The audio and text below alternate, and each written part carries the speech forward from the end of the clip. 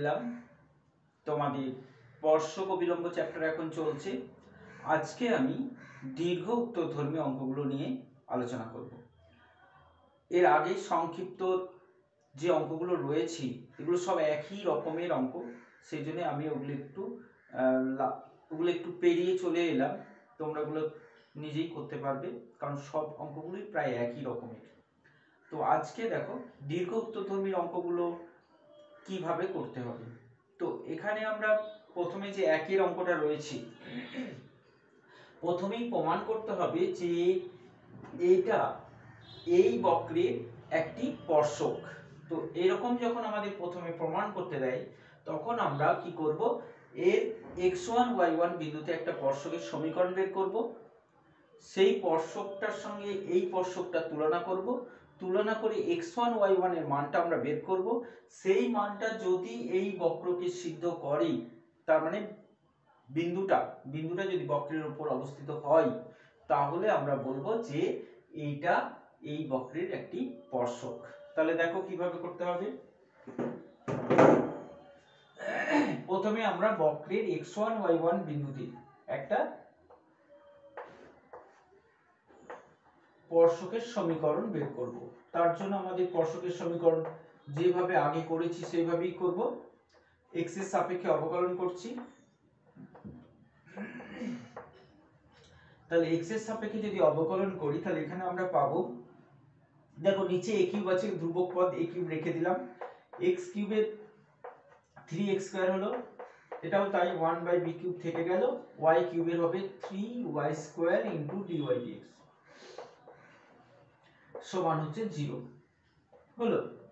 তাহলে dy dx সমান পাচ্ছি আমরা -3x² a cube into b cube 3y²। তিনটা কেটে যাচ্ছে। এবার dy dx টা যদি আমরা x1 y1 বিন্দুতে নিই, x1 y1, তাহলে পাবো -b cube a cube into x1² y1²। এটা হবে আমাদের স্পর্শকের প্রবণতা। এখন আমরা x1 y1 বিন্দুতে স্পর্শকের সমীকরণ বের করব। তাহলে x1 y1 বিন্দুতে স্পর্শকের সমীকরণ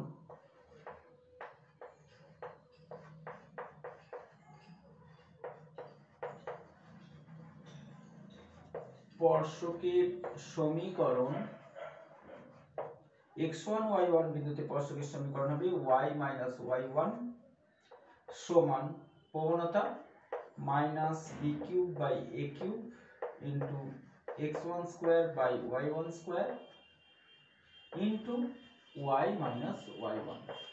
ঠিক আছে, আমরা অনেকবার করেছি এটা। এবার কি বললাম, এটা তো স্পর্শকের সমীকরণ, তো এইটার সঙ্গে এটা তুলনা করব। তার আগে আমরা সবসময় সরলরেখাকে সাধারণ আকারে প্রকাশ করব। তো সাধারণ আকারে প্রকাশ করার জন্য আমরা এটাকে এদিকে গুণ করে নিচ্ছি, a কিউব y1 কে এদিকে গুণ করে নিচ্ছি। তাহলে a cube y1² y minus a cube y1 cube সমান minus b cube x1² y, ও সরি, এটা x, এটা x1, তাহলে এটা x plus b cube x1 cube. তো সাধারণ আকারে আমরা কিভাবে বলেছিলাম, যেটা x যুক্ত পদ, তাহলে এইটা হচ্ছে x যুক্ত পদ, x1 নয়, কিন্তু x1 হচ্ছে ধ্রুবক পদ। তাহলে এখানে x যুক্ত পদ হচ্ছে এইটা, y যুক্ত পদ হচ্ছে এইটা। তাহলে প্রথমে আমাদের, কারণ সাধারণ আকার আমরা জানি x plus by plus c equal to 0, তাহলে c যে ধ্রুবক, এটা আমরা লিখতে পারি, এটা আছে, তাহলে এটা হবে b cube x1² x plus a cube y1² y সমান এই দুটো আমরা লিখছি, আমরা সেটা আমি যখন করতে পারি, তাহলে এই দুটো লিখি, b cube x1 cube plus a cube y1 cube আছে। তো স্পর্শক সমীকরণ এটা সবসময় বলি, স্পর্শকের সমীকরণ বকে যে সংখ্যাটা আছে সেখানে x1 y1 এই মানটা সবসময় আমাদের স্পর্শক সমীকরণ x1 y1 ঠিক আছে, তাহলে আমরা সবসময় ঠিক আছে, তাহলে আমি ঠিক করতে পারি, এটা সবসময় আমরা বলি এই মানটা সবসময় এখানে 0, এটা একটা সমীকরণ সরল রেখা দেব, তাহলে পাশে থেকে 1 নং এর উপর x1 y1 দিও, অতি এটা আমরা অংশ সবসময় লিখছি, এটা অংশ তো ঠিক আছে, ঠিক করে আমরা x1 cube y cube plus y1 cube y cube সমান 2, তাহলে b cube x1 cube plus a cube y1 cube সমান 2 a কিউব b, তাহলে 2 a কিউব এটা লিখব 2 a কিউব। তো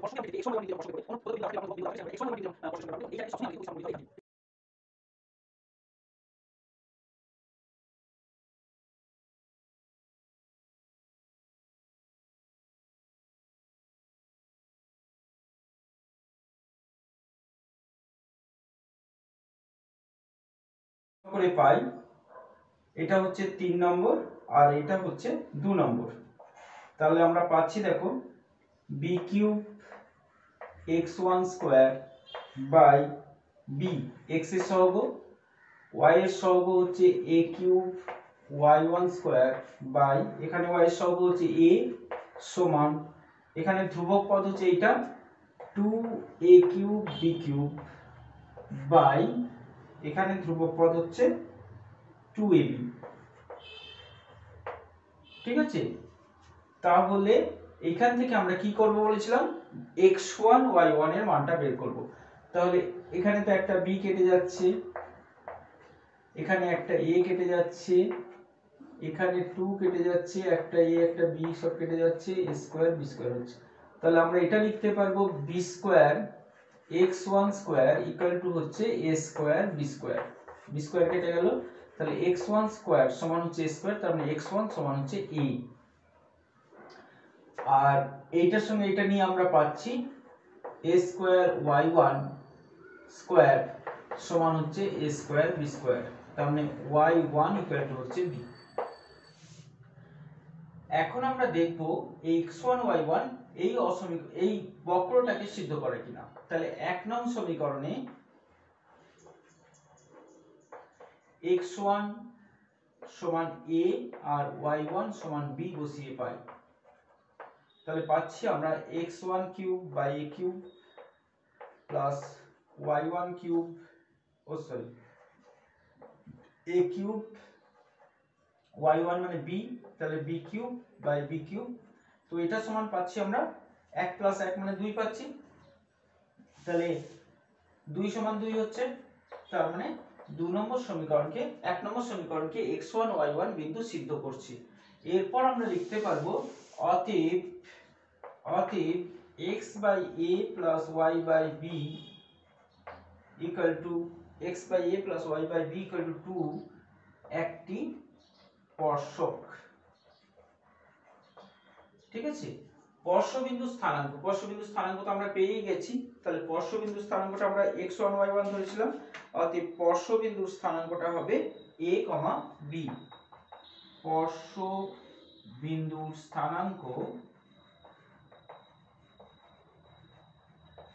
a, b। এখানে প্লাস মাইনাসটা নিলাম না, কারণ মাইনাসটা বক্রটাকে সিদ্ধ করবে না। হ্যাঁ, -2 = 2 হয়ে যাবে, সেই জন্য শুধুমাত্র a bটাই এখানে স্পর্শবিন্দু হবে। ঠিক আছে, তারপরে দুয়েরটা ঠিক একের মতো করেই প্রমাণটা করতে হবে। দুয়েরটা একের মতো করে হলেও তারপরে তিনের থেকে যে অঙ্কগুলো রয়েছে ওগুলো কিন্তু আবার আগের মতো, মানে সংক্ষিপ্ত অঙ্কগুলোর মতোই পরপর সব অঙ্কগুলো আছে। একেবারে 12 থেকে আমরা কিছু খুব ইম্পর্টেন্ট কিছু অঙ্ক পাবো, প্রায় বছর পরীক্ষায় এখান থেকেই অঙ্ক দেয়। তো 12 অঙ্কগুলো একটু ভালো করে মনোযোগ দিয়ে দেখো। যদিও 12 অঙ্কগুলোও কিন্তু আমরা এক একটা যে পদ্ধতিতে, মানে যে প্রসেসটা এক একটা করলাম ঠিক সেই প্রসেসই আমরা 12টাতেও এগিয়ে যাব।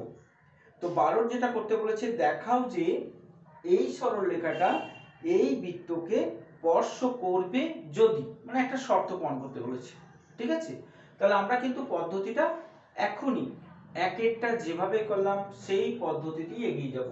তাহলে প্রথমে আমরা কি করব, 1 নম্বর মানে বৃত্তটাকে x এর সাপেক্ষে অবকলন করে নেব। তাহলে পাচ্ছি দেখো 2x + 2y dy dx সমান হচ্ছে 0। তাহলে dy dx সমান কত পাচ্ছি, তাহলে dy dx সমান পাচ্ছি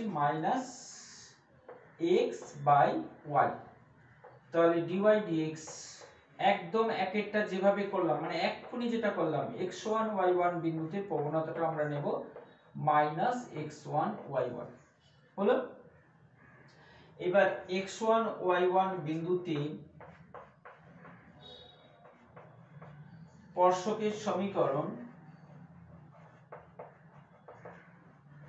ভালো করে দেখো, একদম পরপর পরপর কিন্তু আমরা এক একটাতেই এইভাবেই করেছিলাম, স্পর্শকের সমীকরণ বের করেছিলাম ওখানে, একদম একই করব, x মাইনাস x1। এরপর এটাকে আমরা সরল করব, সাধারণ আকারে দেব বলেছিলাম, সাধারণ আকারে নিয়ে যাব, y1 স্কয়ার সমান minus x1x plus x1 square.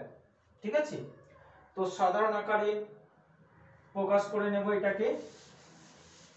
তাহলে সাধারণ আকারে প্রকাশ করলে আমরা পাবো বলেছি, মনে আছে এইটা x এর টার্ম, প্রথমে আমরা x এর টার্মটা লিখব, তাহলে x1x প্লাস তারপরে y এর টার্ম y1y, তারপরে ধ্রুবক পদগুলোকে আমরা ডান দিকে লিখছি, আগেরটাতেও তাই লিখলাম কিন্তু। আর ওর সঙ্গে আরেকটা কথা বলেছিলাম যে এই ধ্রুবক পদটা, যেমন এখানে বৃত্তের সমীকরণ আছে x square plus y square সমান হচ্ছে a স্কয়ার, স্পর্শকের সমীকরণে x1 y1 যেহেতু এই বৃত্তের উপর অবস্থিত, তাহলে এইখান থেকে এই টার্মগুলো আমরা প্রতিস্থাপন করতে পারবো, এটা স্পর্শকের সমীকরণে সবসময় করতেও হবে। ঠিক আছে, তাহলে x1 y1 স্কয়ার, যেহেতু x1 y1 বিন্দু এর উপর অবস্থিত, x1 y1 বিন্দু 1 নং বৃত্তের উপর অবস্থিত, অতএব x1 square plus y1 square সমান হবে a স্কয়ার। তার মানে এইখানে আমরা পাচ্ছি a স্কয়ার। হলো, তাহলে এটা আমাদের স্পর্শকের সমীকরণ, তাহলে স্পর্শকের সমীকরণটা আমরা পেলাম, এটা আমাদের স্পর্শকের সমীকরণ। তাহলে আমরা বৃত্তটাকে যদি 1 নম্বর দিই, 2 নম্বর, তাহলে এটা আমরা স্পর্শকটা 3 নম্বর। তাহলে এই দুটোর মধ্যে আমরা যদি তুলনা করি একই ভাবে, দেখো x এর সহগ হচ্ছে l, x এর সহগ হচ্ছে x1, তাহলে আমরা লিখব 2 নং ও 3 নং তুলনা করে পাই। তাহলে এই দুটো যদি আমরা তুলনা করে নিই, তাহলে পাচ্ছি আমরা x এর সহগ হচ্ছে x1 বাই l সমান y এর সহগ হচ্ছে y1 বাই m সমান ধ্রুবক পদ। দেখো এটা লক্ষ্য করবে, এটা কিন্তু আমরা ডান দিক থেকে নিলাম, তাহলে এটাকে যদি আমরা ডান দিকে নিয়ে আসি তাহলে কিন্তু এটা মাইনাস m হবে। তো এই জায়গাগুলো কিন্তু একটু লক্ষ্য রাখবে, কারণ একটা ধ্রুবক বাঁ দিকে রয়েছে, একটা ডান দিকে রয়েছে, তো সেটা যেন সবাই একই দিকে থাকে সেটা একটু লক্ষ্য করবে।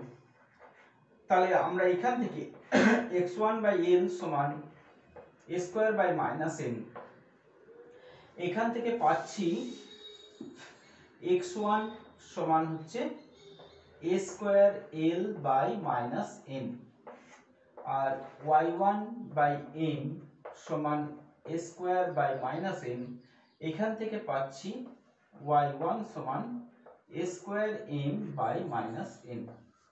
হলো, এবার আগের মতোই বলেছি কি করব, x1 y1 বিন্দু 1 নং বৃত্তের উপর অবস্থিত। ঠিক আছে, তাহলে 1 নং x1 y1 বিন্দু 1 নং এ বসিয়ে পাই, মানে 1 নম্বর বৃত্তে বসিয়ে পাই। যেহেতু এটা স্পর্শক বলে দিয়েছে, তাহলে নিশ্চয়ই এটা x1 y1 টা 1 নম্বর বৃত্তকে সিদ্ধ করবে। তাহলে 1 নম্বর বৃত্ত থেকে আমরা পাচ্ছি x, এটা x মানে x1, তাহলে a square l by minus n, এটা n এর whole square plus a square m by minus n এর হোল স্কয়ার সমান হচ্ছে a স্কয়ার, বা a4 l square by n square plus a4 m square by n square সমান হচ্ছে a square. তাহলে এখান থেকে আমরা পাবো a স্কয়ার বোথ সাইড থেকে কেটে যাচ্ছে, দিয়ে আমরা পাচ্ছি a square l square plus a square m square সমান n স্কয়ারটা এলসিএম করে দিলে আমরা পাবো a স্কয়ারটা তো কেটে গেছে সমান হচ্ছে n স্কয়ার। তাহলে এটাই আমাদের দেখো প্রমাণ করতে দিয়েছে কিনা, a স্কয়ারটা কমন নিয়েছে, প্রমাণ করার সময় প্রমাণটা দেখে ঠিক প্রমাণের আকারেই কিন্তু লিখবে, a স্কয়ারটা কমন নিয়ে লিখেছে, কমন নিয়েই লিখবে, এটাই আমাদের প্রমাণ করতে দিয়েছে, মানে প্রমাণিত।